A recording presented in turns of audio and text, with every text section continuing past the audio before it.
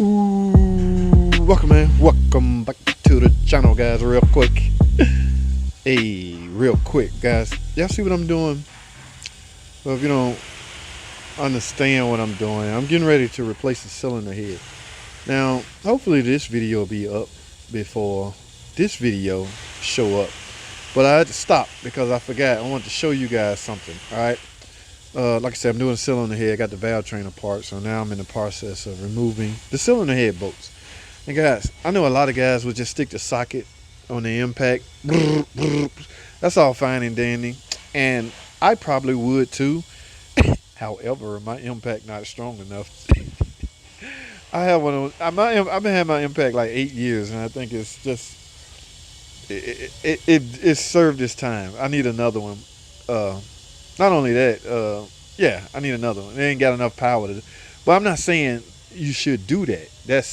You should really, especially if you plan on reusing those bolts. I don't think you should be impacting those bolts, especially coming off. Definitely not going on, but especially coming off. So what I have to resort to is the proper way.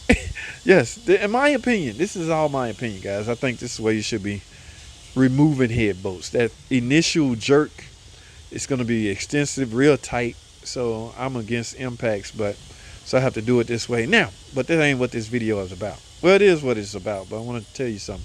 Y'all remember that video I talked about, that scrap that was we getting this construction work, and there's a lot of extra construction parts laying around. Some of this, now a mechanic can never have enough 2x4s, right? So I'm gonna grab, but let me tell you something real useful, guys, that y'all be sleeping on. These pipes like this, you talking about making for a good pry bar.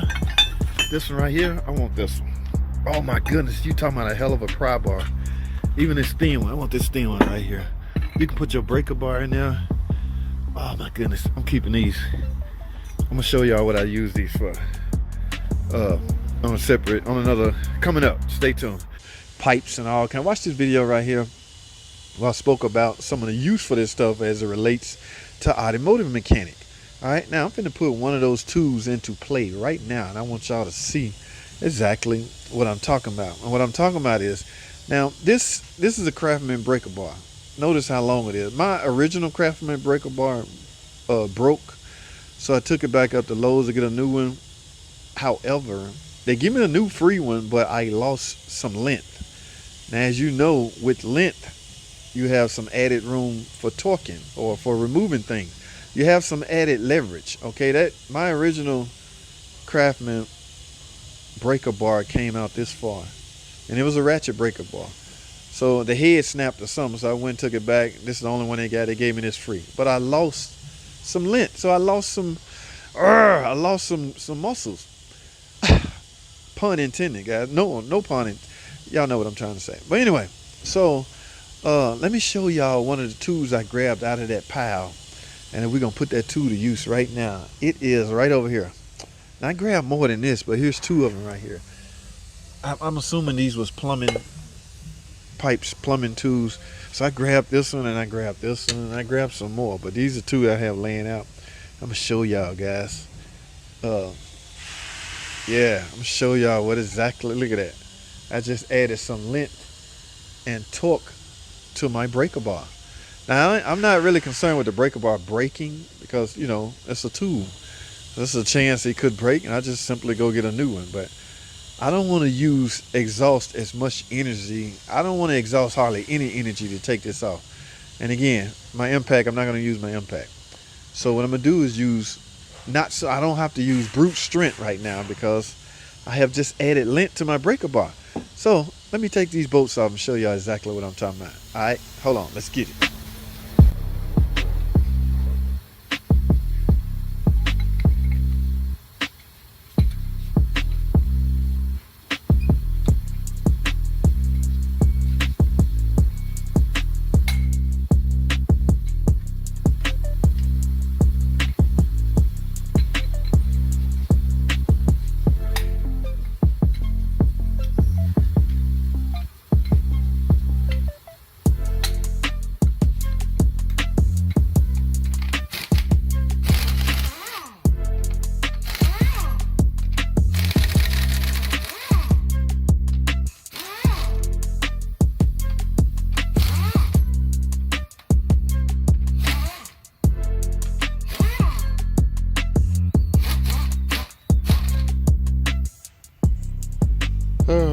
guys, y'all saw that. Not much effort at all when you add some lint to your breaker bar. Now, since we're on the topic of cylinder head bolts, let's talk about these cylinder head bolts. Guys, you need to really inspect these, guys. These are very important. If you see that these threads have stretched, you should not reuse these bolts. Okay, now, in fact, on some models, they require you not to reuse them. Okay, I don't think this is such a model. At least I hope not, because I have been reusing them for the longest. But I don't think this is such a model. But on some models, in the instruction or in the manufacturer suggests that you get new cylinder head bolts. All right, but if you pull these and you see that the threads have stretched, definitely do not reuse these. But I just wanted to showcase my new tube breaker bar extension. Okay, so yeah, you can get very creative with scrap things. Okay, yes, some of this stuff you can use now. It don't look pretty sitting in your toolbox next to your, you know how y'all big dollar mechanic is out there, next to your high quality snap-on sockets and wrenches. It don't look cool sitting in that drawer. So like mine's not even in the toolbox, it's just sitting over here on the side. But all right, guys, I just wanted to relay that. Look at that online mechanic tip. That one was so. Now let me cover something else while I'm on this topic. Okay, when you get ready to put this head back on, guys, I got a new head over here I'm getting ready to prep and install. Let me tell you something. Matter of fact, I need to fire the camera back up once I get the head off, because I'm going to tell you the importance of clearing that the thread hole from any kind of liquid. Notice it may be some, when I pick this head up, depending on how well you drain the coolant, as you can see, I have a drain bucket down there with the radiator open, so I got most of it out. But a lot of guys just take the heads off without draining the coolant. I'm one of them. Okay, I just happen to have a bucket, so I'm doing it the right way. But if you do it that way, when you pick your head up, you're gonna have coolant just sitting on top of the head.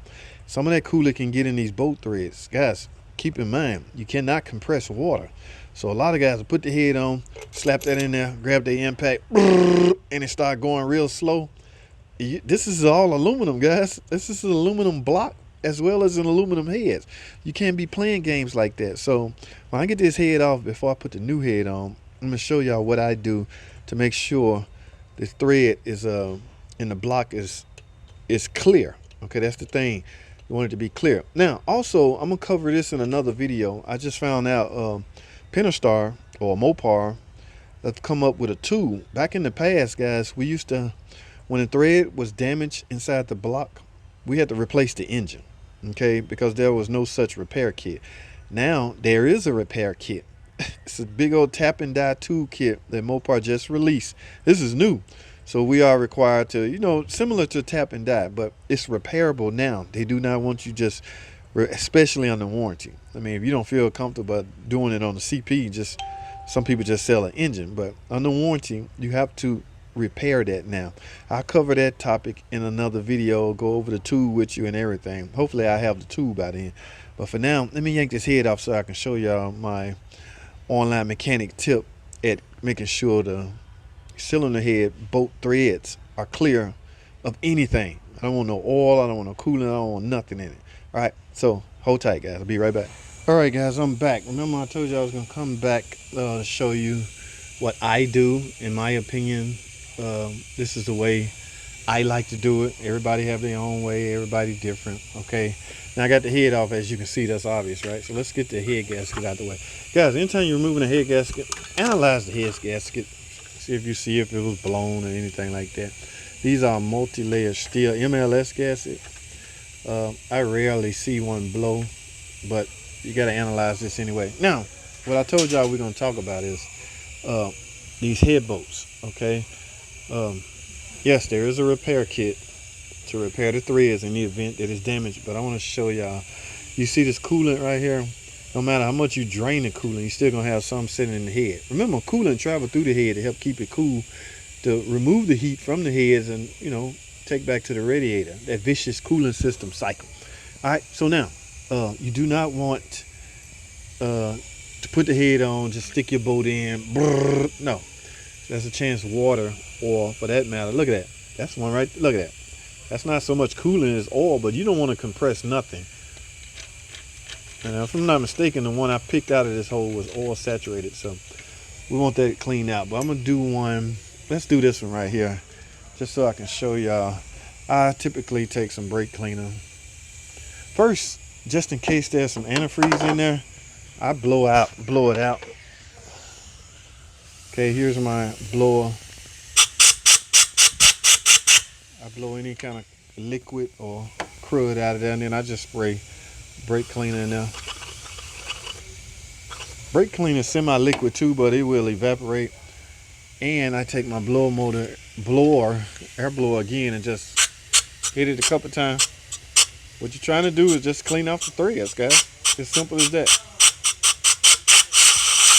All right, do that to every last one of them. You do not want to go in with your head bolts if liquid is in the threads. All right, that's it. That's all I wanted to show you guys. That's all I have. Thanks for watching.